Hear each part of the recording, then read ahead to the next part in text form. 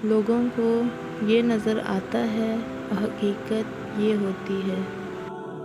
جس دن یہ قوم روٹی کے بجائے چابی حاصل کرنے کی کوشش کرے گی، وہی دن حقیقی انقلاب کا پیش خیمہ ثابت ہوگا۔ جب بھائیوں کا اتفاق ہو تو غیر کچھ نہیں کر سکتے۔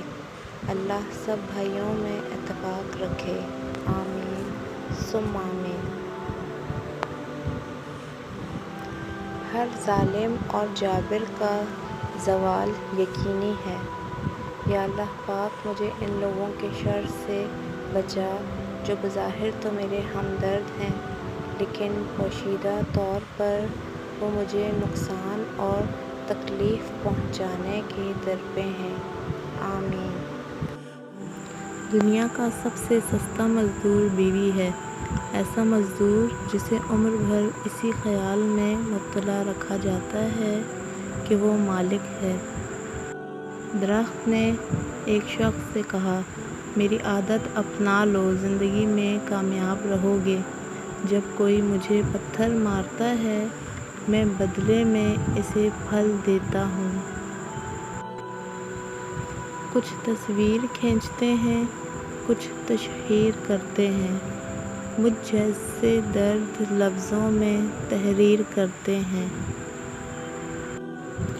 خدا ہم سے صرف عبادتیں نہیں بلکہ انسانیت کی تکمیل چاہتا ہے۔ سر کچلنے کا ہنر بھی رکھیے صاحب، سانپ کے ڈر سے جنگل نہیں چھوڑا جاتا۔ بے زبانوں سے بھی ہمدردی کرنا نہ بھولو، یہ بغیر لفظوں کے دعائیں دیتے ہیں۔ کچھ لوگ صرف دکھاوے کی مدد کرتے ہیں۔ غلط کو غلط کھل کر کہیں، کیونکہ تاریخ ٹکرانے والوں کی لکھی جاتی ہے، تلوے چاٹنے والوں کی نہیں لکھی جاتی۔ کسی کا سکون چھین لینے کا کفارہ عبادت کر کے ادا نہیں کیا جا سکتا۔ حضرت علی رضی اللہ تعالیٰ عنہ کا قول ہے کہ جس پر احسان کرو اس کے شر سے بچو، احسان کرو تو دیکھ کر کرو، کمظرف ہوا تو ضرور نقصان پہنچائے گا۔ کامیابی صرف محنت سے نہیں، ذہانت کے ساتھ ملتی ہے۔ اگر محنت کے ساتھ ملے تو وہ آپ کی نہیں کسی اور کی کامیابی ہوتی ہے۔ جب تک غلط فہمی کی کینچی کو تالے لگے رہیں گے، رشتوں کے کاغذ محفوظ رہیں گے۔ 3 چیزوں کا کبھی بھی کسی کے سامنے ذکر نہیں کرنا چاہیے۔